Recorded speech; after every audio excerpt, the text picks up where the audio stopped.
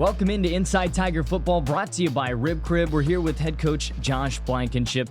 Chance to chat with you, of course, after another victory this week.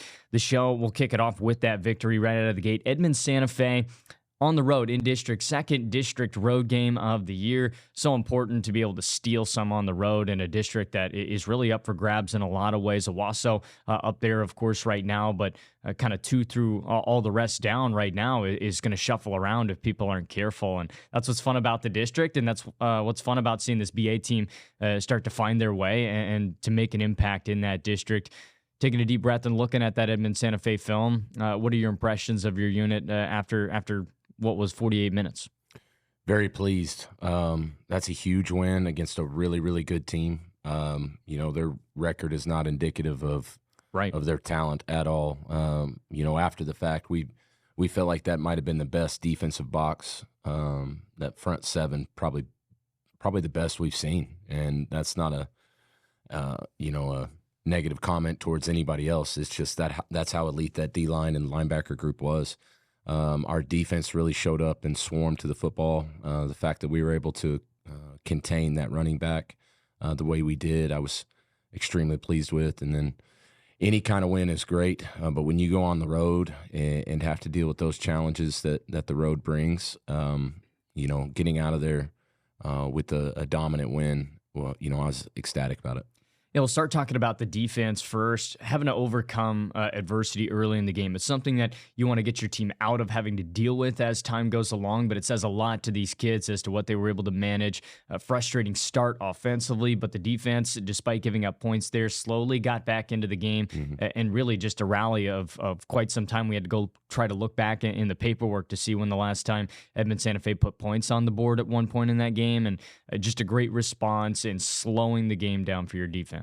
You always want to play complementary football, but even more than that, I want to play great defense. Our offense struggled to convert some third downs there to start, and our defense didn't flinch. They kept going out there and flying around and doing their jobs and containing that running back. And then that gave us the time to finally put something together on offense. We had that big fourth down conversion from Jeremiah to Tayshawn, and that probably sparked us offensively.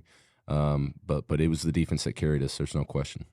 You're down on the field. You have a better perspective than we do, maybe up in the booth at times. Maybe the fastest running back that we've seen this team go up against for sure. A ton of speed. More so, I would describe it as quickness out of the backfield for number 6 in black and green for Edmond Santa Fe. And looking at that, really, despite putting up triple digits in yards on the ground, he was contained. No big burst plays that really make a huge impact in the game, and the containment of a guy like that was impressive. He's going to get his.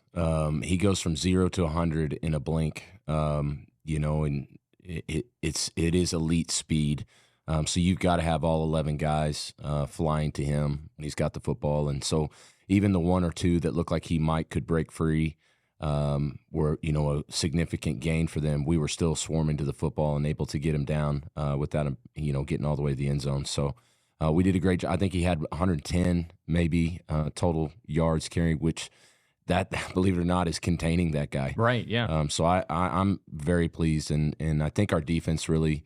We talk about connecting the dots. The preparation they put in last week, and then to go play the type of defense they did on Friday night is huge for our growth. In a way, it was nice to be able to, through this point in the season, see a lot of different offensive looks in a sense, but did Edmond Santa Fe really bring anything to the table that you thought was surprising based off of film, or maybe just something that your guys got a new look at that had to deal with?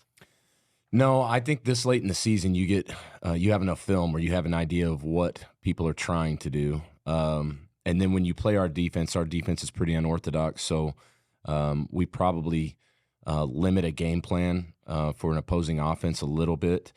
So they were pretty consistent in what they were doing on Friday night with just a few formations. 12 personnel, tried to get a little heavier, and then they would stay in it regardless of hash. They didn't move their receivers a whole lot. So they clearly had a game plan that they had whittled down that they felt confident, to execute against our defense. Going back to the week in preparation for Edmond Santa Fe with your defense in particular, it was a 28-point half for Yukon at home on that homecoming week and a great response in that second half. Trying to carry over some things that you learned from film from that group into this week. How'd you feel they did that? And what was that week kind of like building up? And we chat about it a little bit last episode on what that preparation looked like, but now you got to see it in play against Edmond Santa Fe and your impressions. They're getting it. They're growing up. If you're playing a game and it's not a complete game, you're only playing 3/4 or you're only playing a half. I'm talking about a real good football. Right. I believe it mirrors your preparation. And up until last week, we had been 3 days of great prep, maybe 1 day lack of focus. Last week was the first really, really good week of prep we had, and it showed up in the game. And again, a learning, growing team, they get that now. And the challenge that you face this week is not repeating. It's not a difficulty in repeating what we've learned to do. It's that we maintain that sense of urgency, because when you win a couple games, your instinct is to relax. Relaxation right now is the opposite of what we've got to do. That same mentality of 1-0 every week. This has got to be the biggest game that we've played. Because it's the next one. And if we'll prepare that way with that chip on our shoulder and that edge, I think we're going to continue to find success. You're trying to squeeze the best out of your team every week, especially on the defensive side, especially the guys that have had all the snaps all year long. You get to see a little bit of some new bodies maybe in regular snap scenarios in a sense this past week. Looking at your depth, do you feel like you have the depth that you wanted at the start of the year as you move forward? You get some guys some looks that maybe haven't had looks this year. Yeah, we've got some guys, especially on defense, that are starting to show up that haven't played as much up until recently, that are making an impact. Hudson Lott was now getting his second game of reps, but really his first game as a starter, and he played the whole game at one of our safety positions. With his development, that lets us put Tayshawn back at free, where he's a ball hawk back there, and he's a presence. Tayshawn, even speaking of that, is getting more comfortable with playing more and more reps both ways, where it had been a little bit more of primarily offense, and then when he could go, he would go on defense, and I believe he took nearly every snap on both sides of the ball. Deshaun Jordan, who last year was a two-way player for us, he was battling an illness to start the season, so he was primarily only playing receiver. He played a lot of corner in this game as well, so he's coming on. And I could go on and on. Those guys, their development, our depth, it's a dream. We've been blessed to avoid the mass injuries that we dealt with last year. You're always going to have them, but it's been a blessing to stay relatively healthy to this point. Looking at that game as a whole, I think everybody has their individual opinions, but if you had to pick a defensive MVP for that game and why, maybe it has something to do with specifically where you guys are trying to grow towards. Who really stuck out to you in that one? There's a lot of them. Gunnar Wilson sticks out every week. Cole Lamont sticks out every week. John Brohl is starting to emerge as an absolute dude on both sides of the ball. We gave the defense player of the game to Don Fryar. We thought he really elevated his play. He had been battling an ankle, but he just finally said, I'm going to go full speed. And it paid dividends for him. Obviously, that pick six that they took the points off the board, but was an outstanding play by him. And then getting it all the way to the end zone, he hit a top speed on his GPS that I don't think he's hit all season. So all those guys, and I could name more, but those guys for sure stood out. Certainly so. We will get, of course, to the offensive side of the ball. We're going to take a short break. When we come back on Inside Tiger Football, brought to you by Rib Crib, we'll chat about the offense and look forward, of course, to our player segment coming up soon. We'll be back. Hey, Broken Arrow fans. Score big with TTCU Federal Credit Union's School Pride Card. Each time you use your card, we donate to Broken Arrow Public Schools, adding to the $2.5 million we've given statewide. TTCU, where members are raving fans.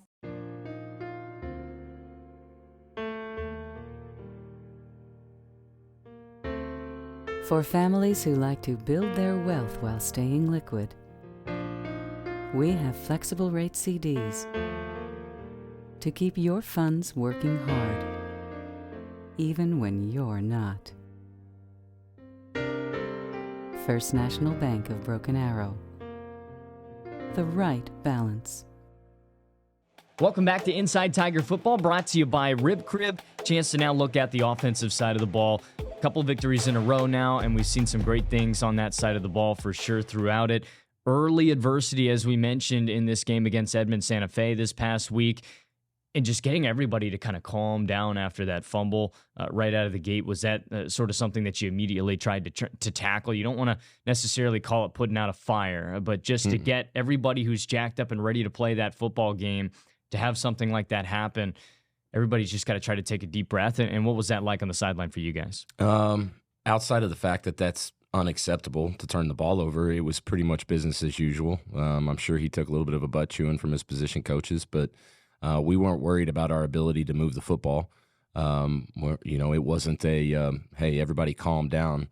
That group's highly confident in what they do and what they're capable of doing. So it was let's get over here, regroup, and get back into the plan as soon as we get the ball back. Yeah, and looking at the plan, once you get the ball back, no turnover, and now you kind of get to get that playbook rolling a bit. How did you feel your offense really, despite that opening fumble, get out of the gate with? We started out slow in a sense because we didn't convert a couple of third downs, but there's a credit to the defense that you're going against too. They did a really good job of out physicaling us at a particular point of attack.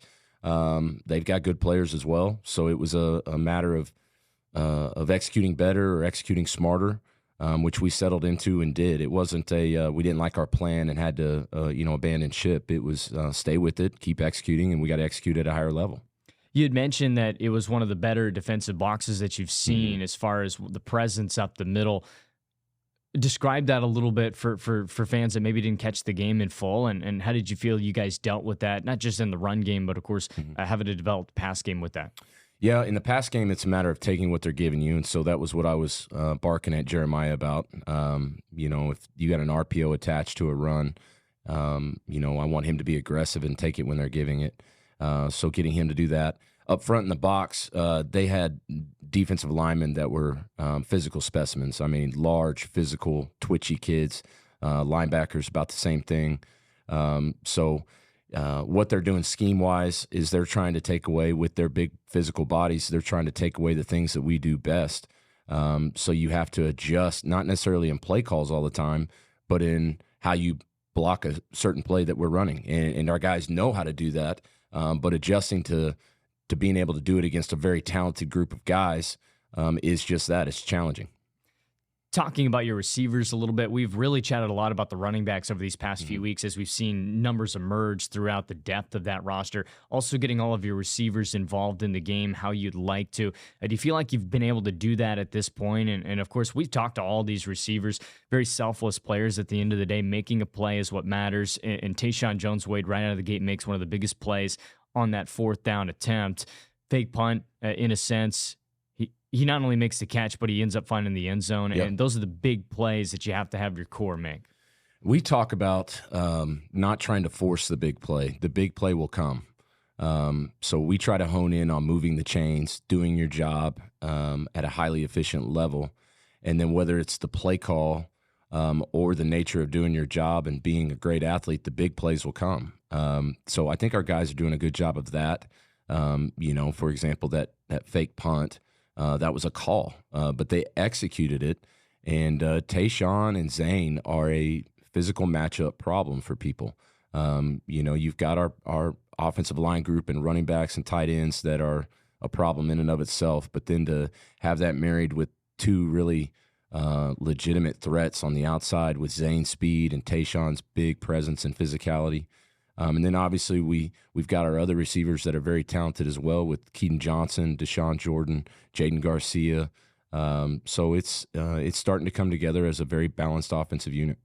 The last question I have on the offensive side of the ball, really just something I've personally been interested in that I think a lot of fans can appreciate from a coaching perspective, taking care of the health of your offensive line as the season goes along. These guys are in the trenches.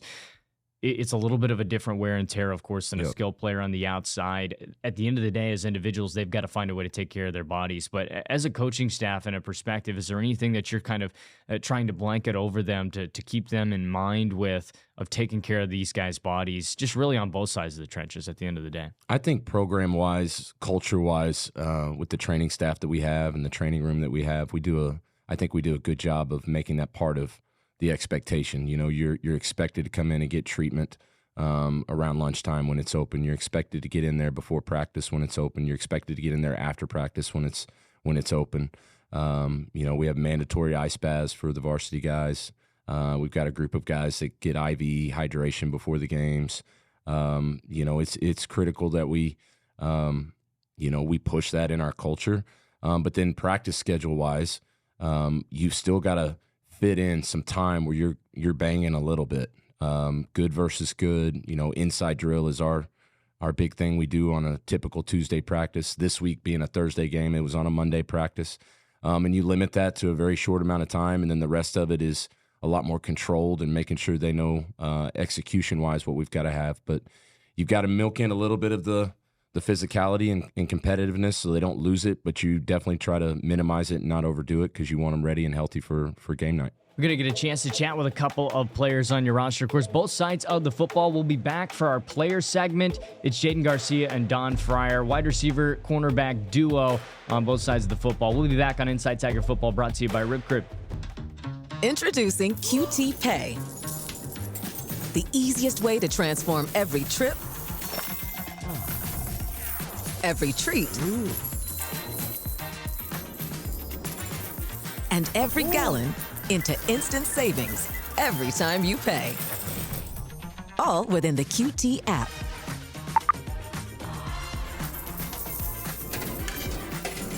QT Pay. It just makes sense.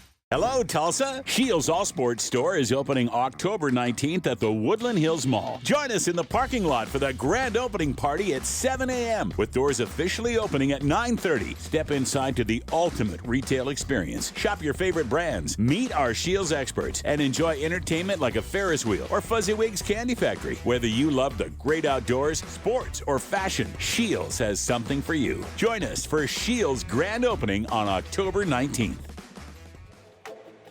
Welcome back into Inside Tiger Football, brought to you by Rib Crib. Chance to sit down for our player segment. We got Jaden Garcia and Don Fryar with us, a couple of seniors, and a chance to chat with you guys just about the season so far. There are ups and downs this year, but it's been nice to see a little bit of a groove going here now with this group. First off, just kind of introduce yourselves to maybe some of your classmates and some teachers that maybe don't see you off of the field a little bit. You guys, of course, are seniors. You've had a chance to get comfortable in the program, and not just the program, but get comfortable being students as you guys are off to the college stages of your life or the workforce later on. And, who are you guys maybe outside of the game of football? We'll start with you, Jaden. Like I said, my name is Jaden Garcia. I'm a senior. I'm number 5, play receiver. And it's just been amazing at Broken Arrow. I mean, I couldn't really ask for anything better.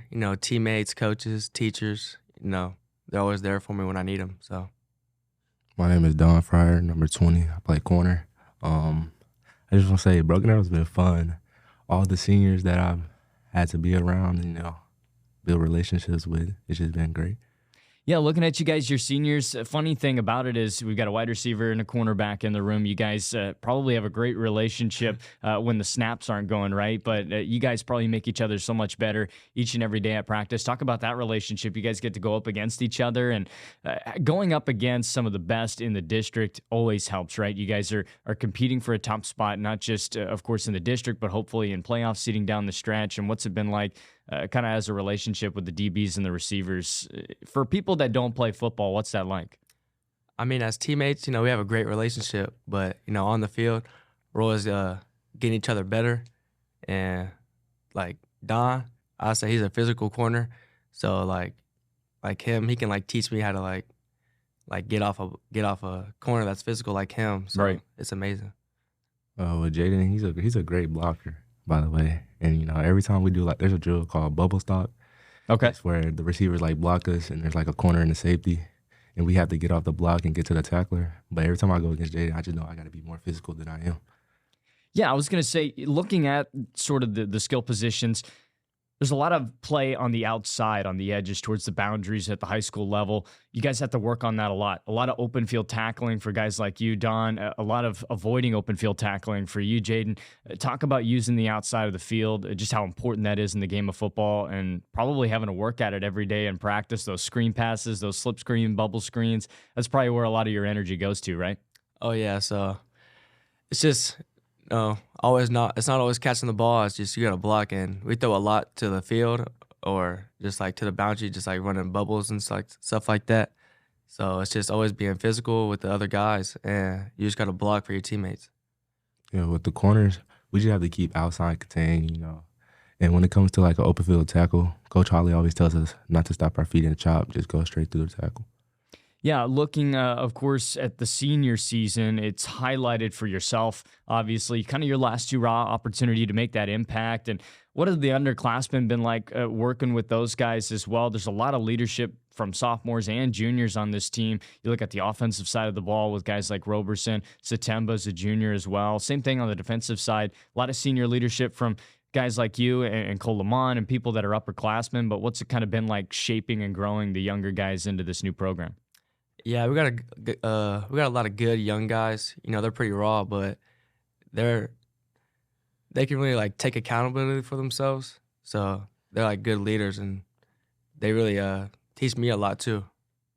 Yeah, I feel like our younger guys are harder on themselves than we are on ourselves. Right. Because they have to go against us every day, knowing that they might not play on Friday nights. And I'll say Tyler Jones, he's like our guy that's like at receiver. He's like, because he's basically our best young guy receiver.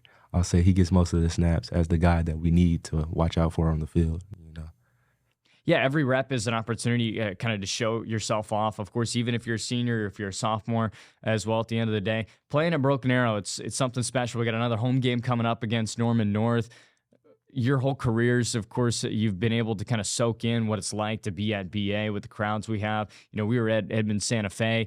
No disrespect to some of these other programs, but it's just not like a home game at BA. Talk about the excitement of just getting back at home and taking advantage of those last few home games here. I mean, yeah, stepping on the field when we're at home, it's just something different. The atmosphere, you got your teammates watching you, teachers, parents. I mean, it's just amazing having the stands packed and just playing under the lights.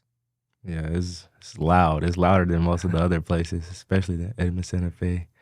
But it's like the student section. It's like once you get down there next to the student section, you can't even really hear anything because it's so loud. And the atmosphere is just great because your family's there, your friends there, your teachers, all that. Jaden, we'll start with you on this one.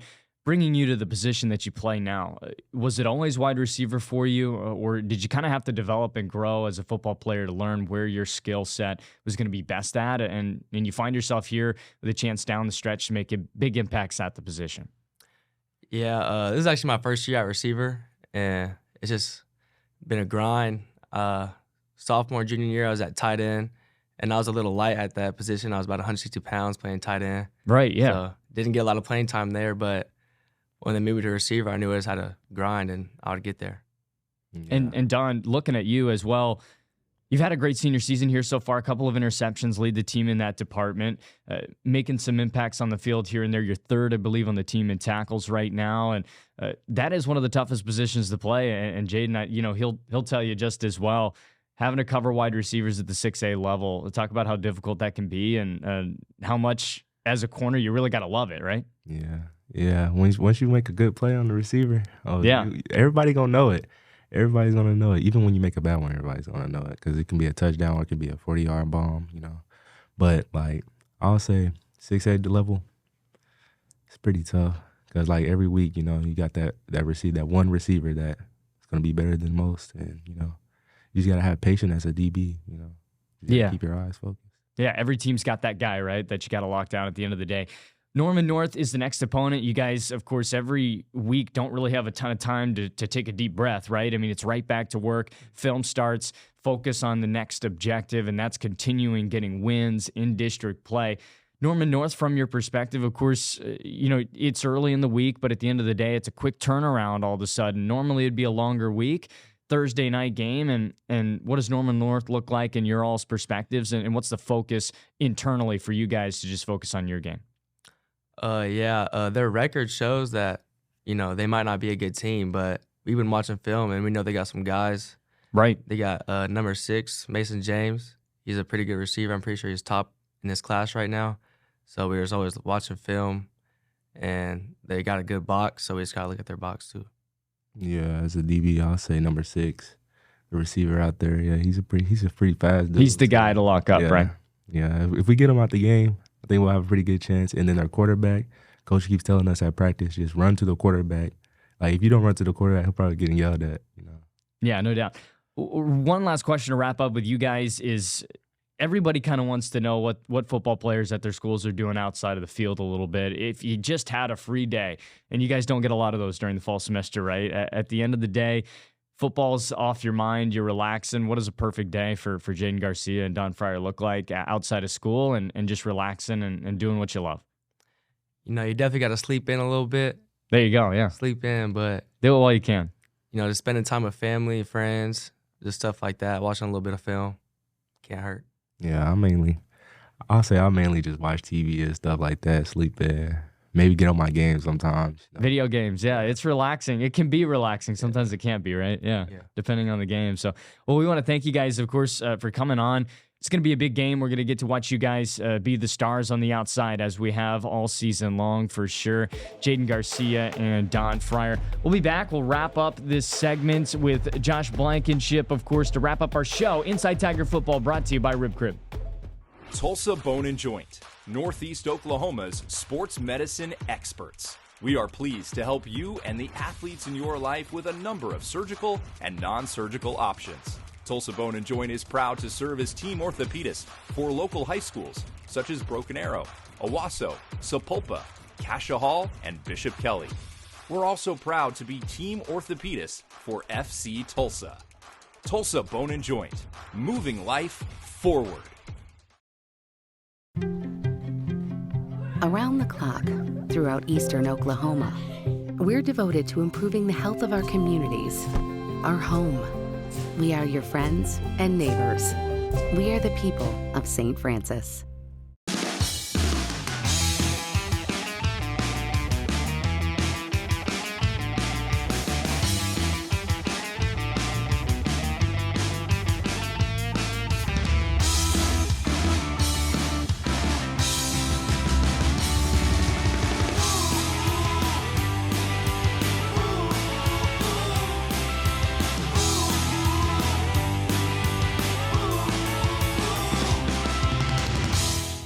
At Ascension St. John, you'll find advanced heart care, brain and spine care, and personalized cancer care. And we excel just as much in the things that can't be measured. Listening more closely, caring more compassionately. Welcome back for the final time here on Inside Tiger Football, brought to you by Rib Crib. Looking ahead now, we get a chance to do what we're really most excited about. Norman North, they're up next. That's the new task, and it's at home. Chance to take a deep breath, but it's a short week. As you mentioned prior before the break earlier, what does that short week look like for you? You're a man of routine, without a doubt. And I know because you're a man of routine, this Thursday game has already been taken care of long beforehand as far as how that routine's going to look. And talk about dealing with that. Yeah, we go all the way back to the parent meetings and the opening team meetings that, hey, on these Thursday game weeks, this is the schedule. And then trying to remind everybody last week, a week in advance, parents and the players of, hey, don't forget that we're going to have you say take a deep breath. It was probably a quick gasp, and we got to turn the page and go. So really everything that we do in a normal week, we bumped it a day. So instead of doing a Monday practice on Monday, we did a Monday practice on Sunday afternoon, and then you just shift everything back a day. So that's really the essence of it is just sticking with the routine. Add in the fact that we've got fall break and kids out of school. Another nuance there of jacking with my routine that I don't like, but it is what it is. And we're used to, at this point, we're used to having some games where we don't have school that morning. So hopefully that part's even becoming a little bit more routine. What's very evident, of course, with your program is you want to focus on what you guys are doing internally. At the end of the day, not as important about the opponent. We'll get to that, of course, as the game moves along. But really in your work week, focusing on addressing your players at the end of the day? Is it immediately, hey, let's look at last week and what we need to do to improve, and then, hey, here's what we're finding and seeing about Norman North, or is it the other way around? No, you're on it 100%. You cannot move on. I don't believe you can move on to your attack plan or your game plan for the next opponent until you have spent time correcting things that have to be corrected. And you're on it. It's about us more than it is about the opponent. So we're going to make all our corrections before we move on to the next opponent. But then certainly we're going to get dialed in. This week it was Sunday. So, all right, it's Sunday. Here we go. Blending in those things that have to be corrected. Here's how they have to be corrected and executed against Norman North. So then we get into the specifics of them for sure. But to your question, it's corrections first. Yeah, looking at a perspective of a fan. Of course, they have the luxury of being able to look ahead. They don't have to do the prep, just making sure they get their ticket or they're available to watch on ArrowVision at the end of the day. But looking at Norman North, from a coach's perspective, what can the fan expect alongside you as they get ready with us around 6:30 for that 7 o'clock start? Anybody that watched them last year should be familiar with their quarterback. He is elite. He's as much of a problem with his legs in a different way, but just as capable of getting it into the end zone from any spot on the field with his legs as that running back from last week was. So he's a special player. They have a couple of receivers that pose a problem as well, especially with his ability to run. Defensively, again, seems like every week we've got another elite box that we're going to be facing. They've got a number 0 defensive lineman that might be one of the best ones that we've seen all year and might see all year. He is very disruptive, very big and physical, so he'll be a handful. Their linebacker core is very strong, and then their DBs are fast, and they take a lot of pride in Norman North and special teams. I think most people do, but it is something they say out loud, and it's evident on film that they do some unique things that, if you're not ready, can catch you off guard. Especially with a relatively new coaching staff in some areas for you this year. You're at the point in the season where it's all routine now. Everybody's really comfortable. Kind of take us through a little bit of a work week for you guys in getting ready for a new opponent, say like Norman North. It's not you doing all of the work in the sense of the pre-prep. Talk about maybe some of your staff that's already looking at Norman North as the week moves along, and who's transferring off that information for you, and just how do you like that dynamic to work as you put trust in, of course, your staff to help you do your best job? Yeah, the most of the staff, I would say less myself, not myself at all, and less my coordinators, but a lot of the assistants are always breaking down some film a week in advance of the next opponent. Not necessarily starting to study and evaluate, but all the data that has to get entered, all the cut-ups that have to be made, and how we want it grouped so that when we are studying, that stuff is ready to go. Study, right? Yep. So it's not, we're not spending all Saturday morning getting all that done. It's straight into corrections, review, and then that film is ready to start evaluating. A typical Saturday, not a Thursday night game. Right. So a normal week is Saturday. We'll start with an early morning staff meeting, and I want to report. Everybody's supposed to have their film graded by position. We'll pick out our players of the game. Then those guys will go watch film after that staff meeting with their players to address those corrections. Players are already up there getting a lift, getting treatment, so then we catch them and watch a little bit of film with them. And then we get together as an offensive and defensive staff, and we start watching our opponent together. And then we've got our process of how we start the game plan process after that. And then Sunday, come in and trim it and finalize it and actually formulate an actual game plan that's concise. It's Saturday on the game planning part. It's a little bit more broad in ideas, and then it really gets honed in on Sunday before we present it to the kids, usually by Zoom Sunday evening, so that they know what to do when they show up on Monday. I think this is the first time here before we close out that this team and everybody feels there's something like a roll happening here. The team's on a roll. How much fun are you having with this and just the opportunity to take on Norman North and to keep that team on a roll that really has a chance to make a big strike right now in the district? Yeah, I have fun every day. This is an unbelievable staff, an unbelievable group of players that I love getting up to come work with. I don't think of anything in terms of a role. I think when you get caught up in that, you lose that 1-0 Right. I know we say it all the time, but it is so critical. And so this is the only week we're thinking about. We're not thinking about at this point how many games we've won, how many we need to win. We're thinking about going 1-0, and whatever it takes to go 1-0 is all we're thinking about. Certainly so. That, of course, will wrap up the show with us. Going to be an exciting one. Make sure you tune in on ArrowVision for that one. If you can't be here in person, make sure you're here in person, of course. It's a home game against Norman North. Head coach Josh Blankenship, we want to thank you for coming on to the show, as always. This has been an edition of Inside Tiger Football, brought to you by Rib Crib.